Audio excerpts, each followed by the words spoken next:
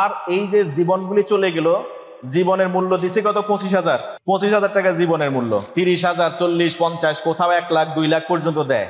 একটা মানুষের মূল্য কি 25,000 টাকা? ভাই, সামনে যে কোরবানির গরু আসতেছে, কোরবানি ঈদ আসতেছে, একটা গরুর মাথা কিনতে গেলেও তো 25,000 টাকা লাগে। কথার কথা, নাহলে গরু কিনবেন কেমনে? আপনার তো কোরবানিই হবে না। 25,000 টাকায় গরু পাওয়া যায়?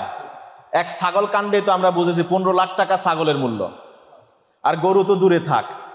এখন বলেন, একটা মানুষের মূল্য যদি 25 টাকা হয়, আসলে কি শরিয়া কি বলে? একজন মানুষের মূল্য কত জানেন? জানেন নাকি আপনারা মানুষের মূল্য কত? ইসলামে এটাকে দিয়াত বলে। দিয়াত মানে হচ্ছে গিয়ে রক্তপণ। ধরেন কারো কোনো এখানে দোষ নাই, রাষ্ট্রে বসবাসরত কোনো নাগরিক বিপদে পড়ে গেছে, এটা রাষ্ট্রের অব্যবস্থাপনার কারণে, রাষ্ট্রের অবকাঠামোগত দুর্বলতার কারণে যদি রাষ্ট্রের কোনো নাগরিক বিপদে পড়ে, অর্থাৎ এইটা সে মারা যায়, নিহত হয়, সেই ক্ষেত্রে ক্লাসিক্যাল ফিক বলছে তার রক্তপণ দিবে কত টাকা। সেটাকে আরবের সময় অনুযায়ী তদানীন্তনকালে দেওয়া হতো 2টা মূল্যমানকে নির্ধারণ করে, একটা হলো উট আর একটা হলো স্বর্ণ মুদ্রা। উট হিসেবে দিলে তখন তারা একজন মানুষের বিনিময়ে 100 উট দিতেন রক্তপণ হিসেবে। 100 উটের বর্তমান মাঝারি সাইজের উট যদি আমরা 100 উটের মূল্য নির্ধারণ করি 3.5 কোটি থেকে 5.5 কোটি টাকা। আর সেই সময় কখনো কখনো স্বর্ণ মুদ্রা দেওয়া হতো 1000 দিনার। 1000 দিনার স্বর্ণ মুদ্রার বর্তমান ওজন হলো 4.25 কেজি স্বর্ণ। 4.25 কেজি স্বর্ণের দাম কত? 8 থেকে 9 কোটি টাকা।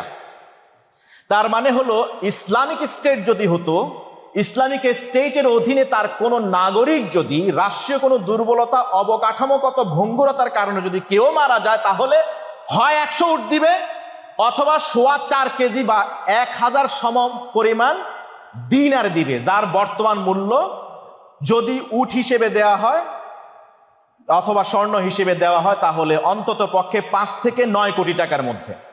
আর আমাদের দেশের গণতান্ত্রিক এই দেশে গণতন্ত্রে চর্চা করতে যাইয়ে এখন মানুষের মূল্য হইল 25,000 টাকা। এই হইল অবস্থা।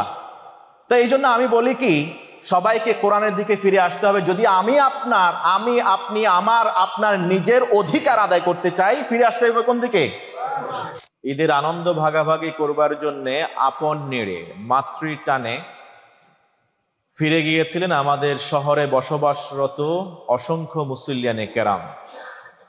তাদের অনেকেই ঈদের আনন্দ ঘন মুহূর্তকে উদযাপন করে আবার কর্মমুখর ব্যস্ত জীবনে, শহুরে জীবনে ফিরে আসছেন। অনেকেই পথে আছেন, আর একটা বিশেষ অংশ অনেকেই তাদের আর কর্মমুখর জীবনে ফিরে আসা সম্ভব হয়নি। তাদেরকে আল্লাহ তাআলা মাফ করুন, জান্নাতুল ফেরদাউস নসিব করুন, আল্লাহ তাআলা শহীদে হুকমির মর্যাদা নসিব করুন।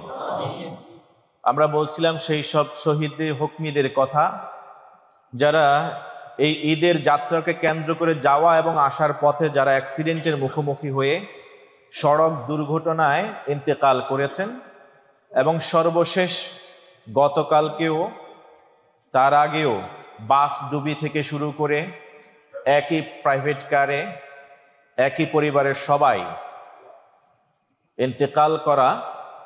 আল্লাহ তাআলা যারা ইন্তেকাল করেছেন, সমীক্ষায় দেখা গেছে গত 2 মাসে প্রায় 1000-এর উপরে মানুষ শুধুমাত্র সড়ক দুর্ঘটনায় ইন্তেকাল করেছেন। সবার আগে আমরা এই সব মানুষদের জন্য আল্লাহ তাআলার কাছে মাগফিরাত ভিক্ষা চাইছি। আল্লাহ তাআলা তাদেরকে মাফ করুন, শহীদের মর্যাদা নসিব করুন, আল্লাহ তাআলা তাদেরকে জান্নাতুল ফেরদাউস দান করুন।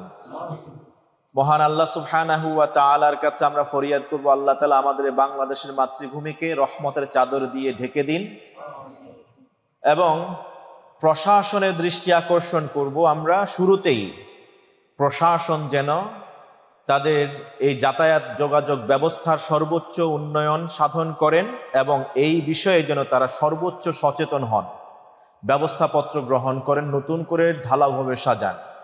আমার কাছে মনে হয়েছে গত ইন্টারিম সরকারের আমলেও যে ঈদ আমরা পেয়েছিলাম, সেই ঈদের যাত্রা অনেকটাই নির্বিঘ্ন হয়েছিল। এই সরকারও বা যোগাযোগ মন্ত্রণালয়ও এবারে সেই ঈদের যাত্রায় যে পলিসি অ্যাপ্লাই করা হয়েছিল, সফল পলিসি, তা গ্রহণ করতে পারতেন, কিংবা তার চেয়েও আরো সুন্দর স্টাডি করে আরো চমৎকার কিছু সিদ্ধান্ত গ্রহণ করে এবারে যাত্রাটাকে আরো নিরাপত্তা বেষ্টনী দিয়ে ঢেকে রাখতে পারতেন। আমরা যদি সেই উদ্যোগ দেখতে পেতাম, তাহলে হয়তো এতগুলি মানুষকে অকাতরে তাদেরকে বিদায় নিতে হতো না এই জার্নি থেকে। আর আমরা আমাদের এখনো যারা ফিরে আসেন নাই, কর্মব্যস্ত জীবনে, শহুরে জীবনে ফেরার চিন্তা করেছেন, তাদেরকে আমরা বলবো, উদাত্তভাবে আহ্বান করব, ঘর থেকে বের হওয়ার আগে যে মাসনুন দোয়া এবং আমলগুলি আছে, অবশ্যই সেই দোয়া এবং আমলগুলি করে তারপরে ঘর থেকে বের হবে। রাসূলুল্লাহ সাল্লাল্লাহু আলাইহি ওয়াসাল্লাম বলেছেন, যে ব্যক্তি ঘর থেকে বের হওয়ার নিয়তে প্রথমেই পড়ে বিসমিল্লাহি তাওয়াক্কালতু আলাল্লাহ লা হাওলা ওয়ালা কুওয়াতা ইল্লা বিল্লাহ, এই দোয়াটি পড়ে বের হলে একজন ঘোষণাকারী ঘোষণা করে থাকেন, কুফিতা ওয়া হুদিতা ওয়া উকিতা, তোমার জন্য এই দোয়াটি যথেষ্ট হয়ে গেছে, তোমাকে যাবতীয় বিপদ বালা মুসিবত থেকে রক্ষা করা হবে এবং তুমি হিদায়াতের উপরে ইস্তিকামাত থাকবে, তুমি কখনো অ্যাস্ট্রেই হবে না, পথভ্রষ্ট হবে না। এই জন্য এই দোয়াটি অন্তত পক্ষে পড়ে তারপরে সড়কে নামার অনুরোধ